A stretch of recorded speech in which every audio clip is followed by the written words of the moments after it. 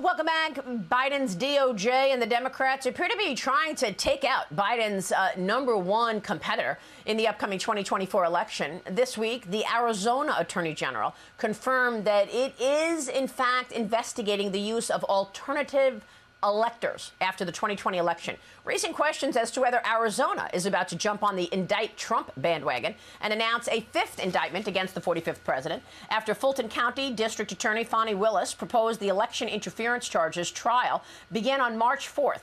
March 4th, that would be one day before Super Tuesday, when many delegates are at stake in the Republican presidential primary. Trump's 4th indictment comes just days after Attorney General Merrick Garland appointed U.S. Attorney David Weiss as special counsel in the Hunter Biden investigation. A continuing pattern of when bad news breaks on Biden family corruption, it's almost immediately followed the next day by more legal issues for Donald Trump. In a pair of new Fox News polls, a majority of registered voters say that the Justice Department's treatment of former President Trump is motivated by partisan politics, while 38% of registered voters believe President Biden did something illegal when it comes to his son's business deals. Another 25% say they believe the president did something unethical. Joining me now with more are Georgia Congresswoman Marjorie Taylor Greene and former White House senior advisor Stephen Miller. Great to have you both with us. Stephen, let me kick things off with you. Assess the state of affairs for us.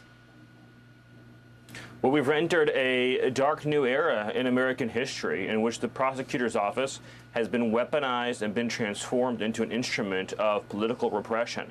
And anybody thinking this stops here, anybody thinking that, well, this will be it, and then the Democrats will move on, the radical left will move on, is living in a delusion. They are living in an absolute fantasy.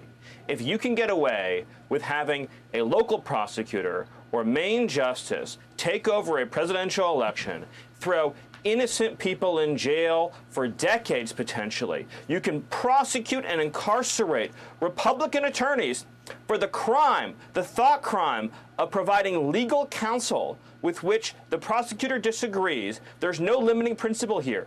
It will be open legal season on Republicans. And the only way this ends, and I hate to say it, but it's true, is if Republicans return lawfare in kind. That is the only way you could ever create the political conditions for a ceasefire. Otherwise, one side gets pulverized, and it keeps getting pulverized. And you think that the House Republicans should start making criminal referrals to the Department of Justice. Is that right? Yes, I think you have to take a hard look at both the Russia hoax conspiracy, well, all of these things, the Russia hoax conspiracy, the open borders criminal and cartel conspiracy, the suppression of First Amendment speech conspiracy, the deprivation of civil rights by the Biden administration and local prosecutors, and on down through the list, and of course Joe Biden and the RICO conspiracy involving him and his children. And you take all of that and you begin crafting criminal referrals to the Department of Justice, which can then be taken up in 2025 under an honest DOJ. Marjorie Taylor Greene, it's incredible to me that President Trump is still the outsized winner in terms of the GOP primary, so much further ahead than anyone else. And yet you told us 2 weeks ago or 3 weeks ago when you joined me here that Georgia was about to indict him. That's exactly how it played out. That is a 4th indictment. And now we're wondering if Arizona is next. Your thoughts? Well, I'm sure Arizona is next. And just as Stephen Miller laid out, this is a conspiracy, a grand conspiracy by the Democrat Party to use the justice system at the federal level, but also in the states, using these state DAs, like in Georgia, Fani Willis. They'll use Arizona's, they're using New York's, and they're using this giant collaboration basically to affect the 2024 election. But Maria, let me tell you something. Americans are not going to have it. This election is not going to be swayed by indictments against President Trump that are really pure communism in America today. This election is going to be swayed with gas prices, food prices, inflation, and security. Americans want $1.75 gas back like we had in Georgia in November of 2020.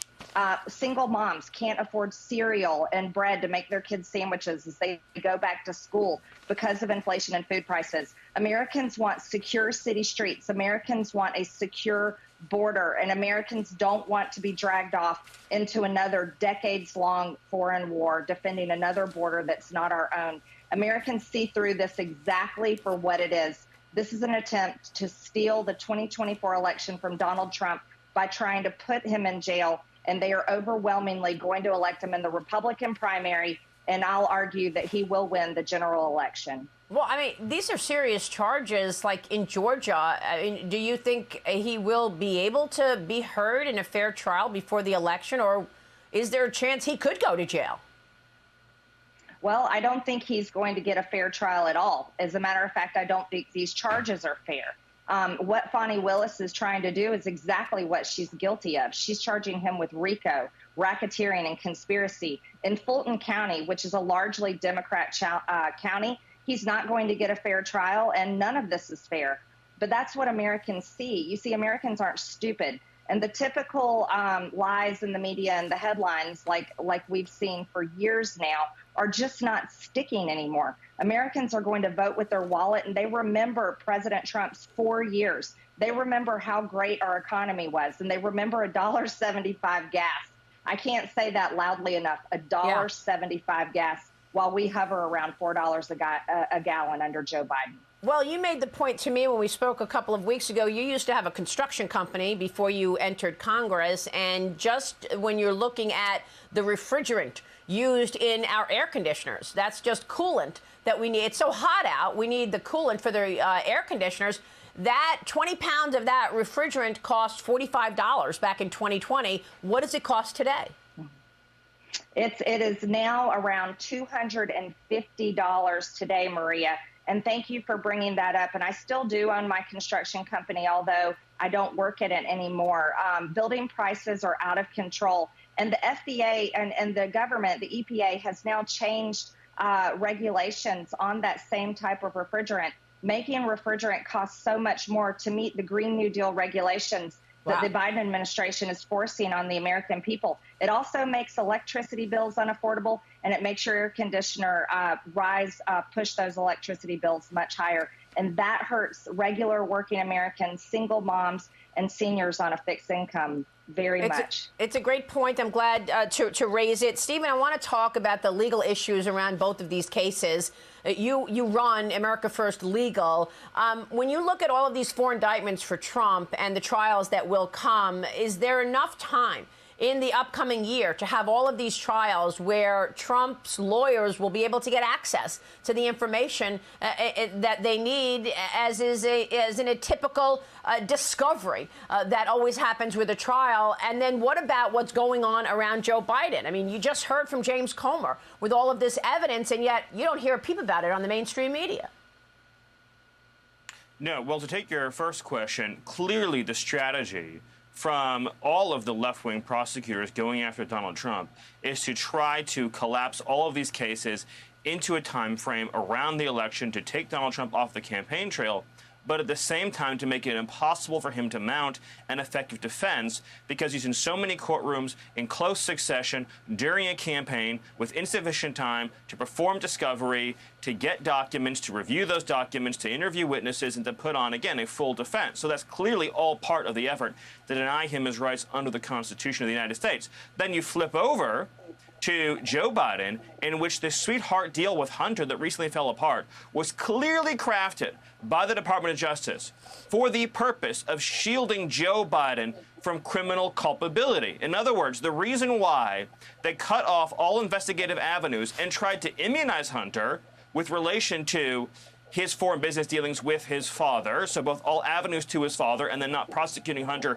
for the same, is because it would mean criminal liability for Joe Biden. If the Department of Justice actually wanted to get to the bottom of this vast criminal conspiracy involving Joe Biden, they would say to Hunter, your only way out of these charges is to provide full, complete, and an unredacted testimony about your father, Joe Biden, and his role as, quote, the big guy. But they're doing the opposite of that. So, again, it's going to be incumbent upon the House to send criminal referrals to the Department of Justice on all of these matters involving all the individuals who are involved and who are complicit, so that a future Department of Justice can pick these issues up and at the same time, where appropriate, also send referrals, as the House can do, to local prosecutors where they have jurisdiction as well, and to make clear that we are not going to have a justice system in this country where the political left is immunized for any crime, while the political right is framed and incarcerated for crimes they did not commit.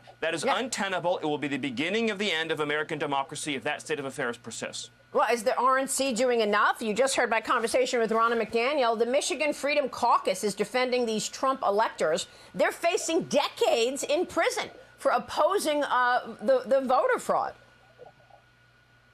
It's horrifying, bone-chilling to watch how good and decent Americans are facing decades in prison away from their loved ones, their children, their parents, their family, just because they had a different view of the election, just because they had a different view about election integrity, because they wanted to have a more secure counting of the vote. Is that really where we are in this country?